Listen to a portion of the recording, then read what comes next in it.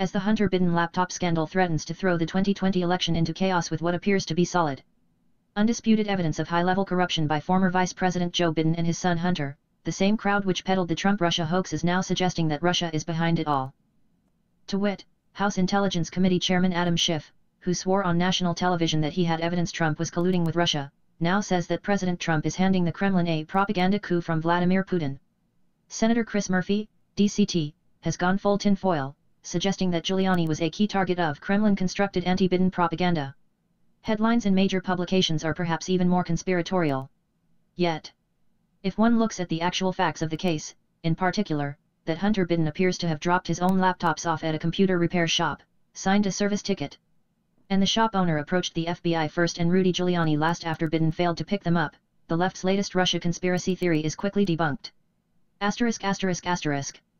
Authored by Larry C. Johnson via Six Semper Tyrannies, emphasis Rs. This is the story of an American patriot, an honorable man. John Paul Mac-Isaac, who tried to do the right thing and is now being unfairly and maliciously slandered as an agent of foreign intelligence, specifically Russia.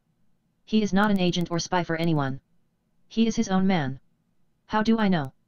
I have known his dad for more than 20 years. I've known John Paul's dad as Mac. Mac is a decorated Vietnam veteran, who flew gunships in Vietnam. And he continued his military service with an impeccable record until he retired as an Air Force colonel. The crews of those gunships have an annual reunion and Mac usually takes John Paul along, who volunteers his computer and video skills to record and compile the stories of those brave men who served their country in a difficult war. This story is very simple. Hunter Biden dropped off 3 computers with liquid damage at a repair shop in Wilmington, Delaware on April 12, 2019. The owner, John Mac-Isaac, examined the 3 and determined that one was beyond recovery, one was okay and the data on the hard drive of the third could be recovered. Hunter signed the service ticket and John Paul Mac-Isaac repaired the hard drive and downloaded the data. During this process he saw some disturbing images and a number of emails that concerned Ukraine, Burisma, China, and other issues. With the work completed, Mr. Mac-Isaac prepared an invoice, sent it to Hunter Biden and notified him that the computer was ready to be retrieved. Hunter did not respond. In the ensuing 4 months, May, June, July, and August, Mr. Mac-Isaac made repeated efforts to contact Hunter Biden. Biden never answered and never responded. More importantly, Biden stiffed John Paul Mac-Isaac, i.e., he did not pay the bill. When the manufactured Ukraine crisis surfaced in August 2019, John Paul realized he was sitting on radioactive material that might be relevant to the investigation. After conferring with his father, Mac, and John Paul decided that Mac would take the information to the FBI office in Albuquerque, New Mexico. Mac walked into the Albuquerque FBI office and spoke with an agent who refused to give his name. Mac explained the material he had, but was rebuffed by the FBI. He was told basically, get lost. This was mid-September 2019. 2 months passed and then, out of the blue, the FBI contacted John Paul Mac-Isaac. 2 FBI agents from the Wilmington FBI office, Joshua Williams and Mike Gilak, came to John Paul's business. He offered immediately to give them the hard drive, no strings attached. Agents Williams and Gilak declined to take the device. 2 weeks later, the intrepid agents called and asked to come and image the hard drive. John Paul agreed, but, instead of taking the hard drive or imaging the drive, they gave him a subpoena. It was part of a grand jury proceeding, but neither agent said anything about the purpose of the grand jury. John Paul complied with the subpoena and turned over the hard drive and the computer.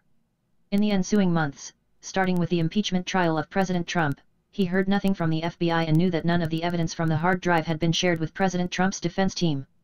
The lack of action and communication with the FBI led John Paul to make the fateful decision to contact Rudy Giuliani's office and offer a copy of the drive to the former mayor. We now know that Rudy accepted John Paul's offer and that Rudy's team shared the information with the New York Post. John Paul Mac-Isaac is not responsible for the emails, images, and videos recovered from Hunter Biden's computer. He was hired to do a job, he did the job and submitted an invoice for the work. Hunter Biden, for some unexplained reason, never responded and never asked for the computer. But that changed last Tuesday, October 13, 2020. A person claiming to be Hunter Biden's lawyer called John Paul Mac-Isaac and asked for the computer to be returned. Too late. That horse had left the barn and was with the FBI.